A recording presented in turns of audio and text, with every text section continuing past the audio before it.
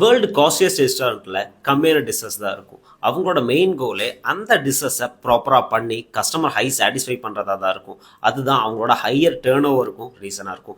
But நம்ம பார்க்குற சில கடைகளில், ரோட்டு கடைகளில் எடுத்துக்கோங்களேன், அங்கே இட்லி, தோசை, பூரி, பரோட்டாஸ் அப்படின்னு சொல்லிட்டு மல்டிபிள் ஐட்டம்ஸ் இருக்கும். பட் இந்த டேர்ன் ஓவரையோ இல்லை இந்த ஸ்டாண்டர்ட்ஸையோ அவங்களால ரீச் பண்ண முடியல. இது எதனால நான் சொன்ன கதையிலேருந்தே உங்களுக்கு கிளியராக புரிஞ்சிருக்கும். நான் யாரையும் கீழே மேலே அப்படிங்கிறத சொல்ல, I am completely talking about business. So ஒரு பிஸ்னஸ் மாடலில் அது நீங்கள் சர்வீஸாக இருந்தாலும் சரி, ப்ராடக்டாக இருந்தாலும் சரி, உங்களால் பெஸ்ட் குவாலிட்டியாக கஸ்டமர் சாட்டிஸ்ஃபைடாக என்ன ப்ரொவைட் பண்ண முடியுதோ ரொம்ப லிமிட்டட் நம்பர்ஸில் கான்சன்ட்ரேட் பண்ணுங்கள். உங்களோட ப்ராப்ளம்ஸில் கான்சன்ட்ரேட் பண்ணி அதை சொல்யூஷன்ஸ் பண்ணி உங்களை தவிர அது பெட்டராக பண்ண முடியாது அப்படிங்கிறது வந்ததுக்கப்புறமா நெக்ஸ்ட் ப்ராடக்ட் ஆர் நெக்ஸ்ட் சர்வீசஸில் நீங்கள் கான்சன்ட்ரேட் பண்ணலாம்.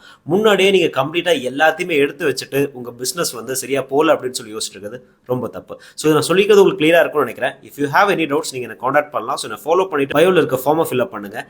Let's connect. Follow me towards your success.